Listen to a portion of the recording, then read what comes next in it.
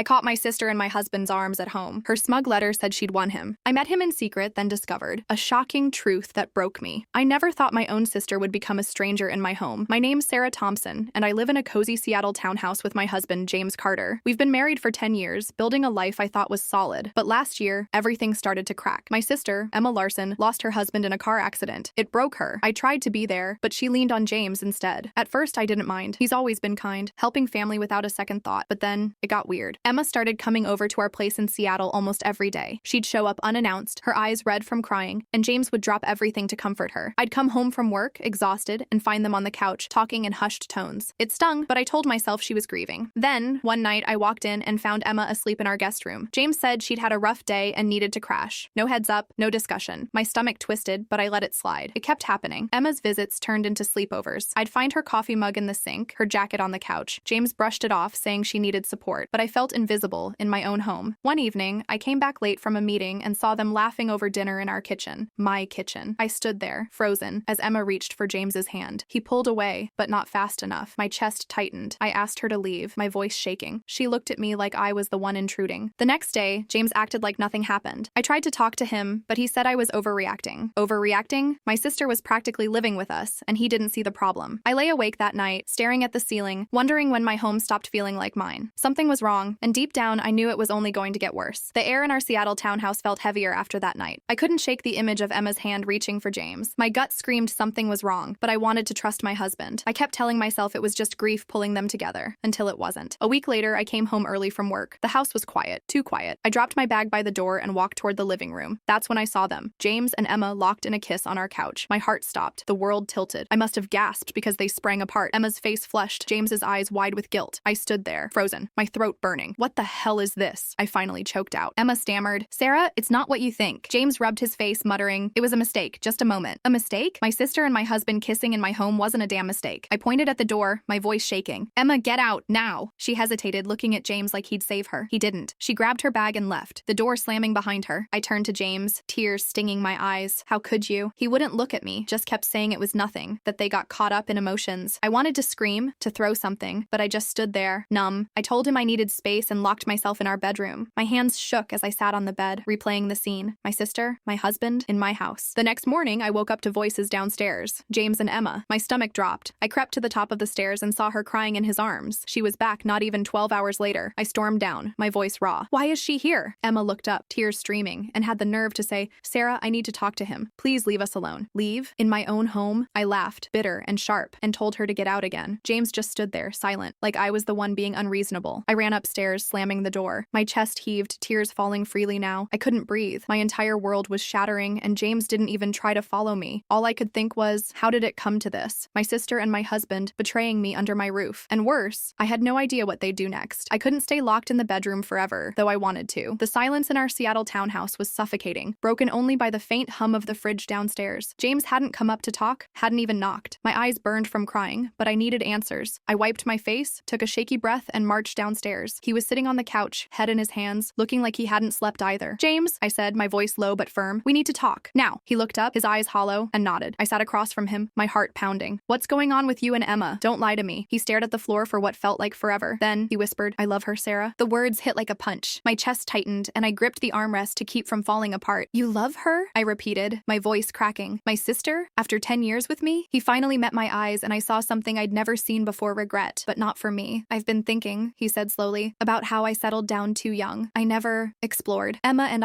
we just clicked. I didn't mean for it to happen." I laughed, a bitter, broken sound. "Clicked? You're throwing away our marriage because you clicked with my sister?" He winced but didn't back down. "I'm sorry, Sarah. I should have been honest sooner. I don't want to hurt you, but I can't stay." My world spun. 10 years, our late night talks, our dreams of starting a family gone. I felt like I was drowning. Then I remembered something. My voice trembled as I spoke. "James, I might be pregnant." It was true. We'd been trying for months, and I'd missed my period. His face didn't change. No shock, no joy. He just nodded, like I'd told him the weather. "If you are," he said, "I'll support you. But I'm leaving, Sarah. I want to be with Emma." I dropped to my knees, tears streaming. "How can you do this? Betray me with my own sister and just walk away?" He didn't answer, just sat there, silent as I sobbed. Finally, he spoke, his voice barely audible. "I'm sorry. You deserve better." Better? I wanted to scream that he was my better, my everything, but he wasn't anymore. I stood, my legs shaking, and pointed to the door. "Get out, James. Just go." He hesitated, then grabbed his jacket and left. The door clicked shut. shut, and I sank to the floor, alone. My phone buzzed my mom, Linda, texting to check in. I called her, voice breaking, and told her everything. Then she dropped a bomb. "Sarah," she said softly, "Emma told me she's in love with James. I didn't want to hurt you. My own mother knew." The betrayal cut deeper. I hung up, numb, staring at the walls of the home I no longer recognized. The days after James left blurred into a haze. Our Seattle townhouse felt like a tomb, every corner haunted by memories of him and Emma. I barely ate, barely slept. My phone stayed silent, no calls from James, no apologies from Emma, just emptiness. Then, one morning, I checked the mailbox, hoping for a distraction. Among the bills was a letter, handwritten, with Emma's name on the envelope. My hands shook as I tore it open. "Dear Sarah," it began. "I'm so sorry for how things turned out." "Sorry," I scoffed, but kept reading. Emma wrote that she'd been lost after her husband's death, vulnerable, and James had been her anchor. She swore they hadn't crossed any lines until that kiss I saw. But then, the tone shifted. She blamed me. "You always flaunted your perfect marriage," she wrote. "Seeing you so happy with James when I had nothing broke me." My jaw clenched. Flaunted? I'd loved my husband, not paraded him. She ended with a gut punch. "James and I are getting married next month. Please don't contact him. Go through me if you need to talk." I dropped the letter, my chest tight. Married? Already? I wanted to scream, to rip the paper to shreds. Instead, I sat on the couch, numb, staring at the wall. That afternoon, I bought a pregnancy test. James's cold reaction to my possible pregnancy gnawed at me. I sat in the bathroom, heart pounding, waiting for the result. Negative. Relief flooded me, but it was bittersweet. We'd tried for a baby for so long, and now I was glad to be free of that tie to him. But it hurt too, another piece of my old life gone. I called my friend Michael Reed, the only person I could trust. We met at a cafe in Tacoma, and I poured out everything: the kiss, James's confession, Emma's letter. Michael listened, his face grim. "Sarah, they're gaslighting you," he said. "Emma's letter? That's manipulation, not an apology." His words hit hard. I'd been so caught up in pain I hadn't seen it. Driving home, I replayed Emma's words. She wanted me to fade away, to let her and James play house without a fight. Part of me wanted to disappear, to escape the betrayal. But another part, a stubborn, angry part, refused. I wasn't the villain here. They'd shattered my world, and now Emma had the nerve to blame me? I gripped the steering wheel, tears falling. I didn't know what to do next, but one thing was clear. I couldn't let them erase me. Not yet. The weeks after Emma's letter were a storm of rage and heartbreak. My Seattle townhouse felt like a prison, every creak reminding me of James and what he'd done. I'd blocked Emma's number, but James started texting. Short messages at first. "I'm sorry, Sarah. I miss you." I deleted them, my hands shaking, but each one chipped away at my resolve. Then, one night, he called. I shouldn't have answered, but I did. "Sarah, I messed up," he said, his voice low. "I still love you. Can we talk?" My heart twisted. Love me? After he chose Emma? I wanted to scream, but something stopped me. The pain in his voice felt real. Against my better judgment, I agreed to meet him at a quiet cafe in Tacoma. He looked worn, his eyes tired. "I don't know what I'm doing," he admitted. "Emma's intense, but you're my home." I stared at him, torn between love and fury. I should have walked away, but Emma's letter burned in my mind. Her smugness, her blame. The idea of taking James back, even for a moment, felt like a way to hurt her, to prove she couldn't steal my life. So I let him pull me in. We started meeting in secret coffee shops, late-night drives. Each time he swore he'd leave Emma, that he'd made a mistake. I wanted to believe him, but deep down, I knew he was still going home to her. One evening, at a park in Tacoma, he kissed me. My heart raced, a mix of longing and guilt. "I'll end it with her," he whispered. "I want you, Sarah." I let myself fall, desperate to reclaim what we had. But the next day, Michael called me out. "He's playing you both," he said, his voice sharp. "Check his phone next time." I brushed it off, but doubt crept in. Then I saw it. We were at the cafe, and James left his phone on the table. A text from Emma popped up. "When are you coming home? I miss you." My stomach dropped. He was still with her, lying to my face. I confronted him, my voice trembling. "Are you still sleeping with her?" He hesitated, then admitted, "It's complicated. I'm trying to let her down easy." Easy? I laughed, bitter and raw. "You're a coward, James." But I didn't leave. Not yet. The thought of Emma's smug smile, her claim on him, fueled me. I wanted her to know she hadn't won. So I kept seeing him, telling myself it was revenge. Each meeting was a knife to my heart, but I couldn't stop. I hated Emma, hated James, but most of all, I hated myself for still loving him. Every night, alone in my bed, I'd lie awake, torn between wanting my old life back and wanting to burn it all down. What was I doing? And why couldn't I let go? I crossed a line I couldn't uncross. Those secret meetings with James in Tacoma cafes and quiet parks pulled me deeper into a mess I'd made myself. I stopped taking birth control months ago when we were still trying for a baby, and I didn't think to restart it. Then, one morning, I woke up nauseous, my heart pounding. A pregnancy test confirmed it. I was pregnant. James' baby. My hands shook as I stared at the 2 pink lines. Part of me felt a flicker of joy, a piece of the life I'd lost. But mostly I felt dread. I told James at our next meeting in a dimly lit diner on the edge of Seattle. His face lit up and he grabbed my hand. "This is our chance, Sarah," he said. "We can be a family." I wanted to believe him, but his promises felt hollow. Still, I clung to the hope, ignoring the truth. He was still with Emma. For a few weeks, it was like old times. He'd bring me coffee, talk about baby names, and I let myself dream. But reality crashed in soon enough. Emma found out. I don't know how. Maybe James slipped, or she saw us somewhere. My phone exploded with her texts. "You're pathetic, Sarah," one read. "Stealing my man? You'll pay." Another. "I'm pregnant too, and he's mine. My blood ran cold. Emma, pregnant with James's child? I called him, my voice shaking. Is it true? He hesitated, then admitted it. It was an accident, he said. I'm trying to fix this. Fix it? I hung up, my world spinning. Emma's harassment didn't stop. She sent emails, called from blocked numbers, left voicemails calling me a homewrecker. I couldn't sleep, couldn't eat. My family piled on too. My mom, Linda, called and tore into me. How could you do this to Emma? She demanded. She's finally happy, and you're ruining it. I tried to explain James pursued me, lied to us both, but she wouldn't listen. My parents sided with Emma, saying I'd acted out of spite. I felt like an outsider in my own family. I couldn't take it anymore. Emma's threats grew darker, hinting at showing up at my house. I filed for a protective order at the Seattle courthouse. The judge granted it, but it only made things worse. My family cut me off completely. Linda texted, "You're no daughter of mine." I sat on my couch, 8 weeks pregnant, staring at the walls of my townhouse, alone. Michael, my only friend, urged me to move on. James is poison, he said. You deserve better. But better felt impossible. James kept texting, swearing he'd leave Emma, but his words meant nothing now. I was pregnant, betrayed, and abandoned by everyone I loved. My anger at Emma and James burned, but so did my shame. I'd let revenge cloud my judgment, and now I was paying the price. How had I fallen this far? The protective order silenced Emma's threats, but it couldn't fix the wreckage of my life. My Seattle townhouse felt like a hollow shell, echoing with the life I'd lost. At 4 months pregnant, my belly was starting to show, a constant reminder of my choices. James's texts dwindled, each one colder than the last. "I'm sorry, Sarah," he wrote one night. "I have to stay with Emma. Her family's pressuring me." Her family? They were my family too, or so I'd thought. My parents hadn't spoken to me since the order. I was alone, and the weight of it crushed me. I sat on my couch, scrolling through old photos of James and me, our wedding in Tacoma, vacations in Bainbridge Island. The man I loved was gone, replaced by a stranger who'd played me and Emma against each other. I hated him, but I hated myself more for believing his lies. Michael, my only lifeline, saw me spiraling. "You've got to let him go, Sarah," he said over coffee at a quiet cafe in Seattle. "You're stronger than this." Strong? I felt like I was drowning. Then, James called. I shouldn't have answered, but my heart still ached for the man I'd married. "I'm sorry," he said, his voice heavy. "Emma's due soon, and her family's made it clear if I don't cut you off, I'm out." Out? He was choosing them over me, over our child. I laughed, a sharp, bitter sound. "You're pathetic, James. You think you can have us both?" He mumbled something about loving me, but I hung up. The truth hit hard. He'd never choose me. I drove to Bainbridge Island, to a park where James and I used to walk. The salty breeze stung my face as I sat on a bench, watching families laugh and play. My hand rested on my belly, and for the first time, I felt a flutter my baby. Tears fell, but they weren't just for James. They were for me, for the life I'd fought for and lost. I couldn't keep chasing a ghost. I had to live for my child. Michael helped me find a therapist in Seattle. She was kind but direct. "You're grieving a marriage that doesn't exist anymore," she said. "Focus on who you're becoming." Slowly, I started to. I joined a support group for single moms, where women shared stories of survival. Their strength gave me hope. I sold my wedding ring, using the money to buy a crib. Each step felt like reclaiming a piece of myself. James texted one last time, saying he'd signed the divorce papers but wanted to stay friends. I deleted it without replying. He wasn't my friend, he was my mistake. As my due date neared, I leaned on Michael and my new community. They couldn't replace my family, but they were enough. I wasn't healed, not yet, but I was moving forward. For my baby. For me. The road ahead was uncertain, but I was ready to face it, one step at a time. My daughter, Lily, was born on a rainy Seattle morning, her tiny cries filling the hospital room. Holding her, I felt a love so fierce it drowned out the pain of the past year. My townhouse, once a place of betrayal, became our sanctuary. I painted the nursery soft blue, hung a mobile of stars above her crib. Each night, as I rocked her to sleep, I promised her a life full of strength and love. Michael was there, bringing diapers and bad jokes, a steady friend when I had none. My parents never called, and James faded into silence. His life with Emma, a world I no longer knew. I didn't care. Lily was my focus, my reason. I found a job working remotely, joined a single moms group in Seattle. Their stories lifted me, reminded me I wasn't alone. Standing in our small backyard, watching Lily giggle at the falling leaves, I felt something new: peace. The scars from James and Emma would always be there, but they didn't define me. I was Sarah Thompson, a mother, a survivor. My future was ours to build, and I was ready.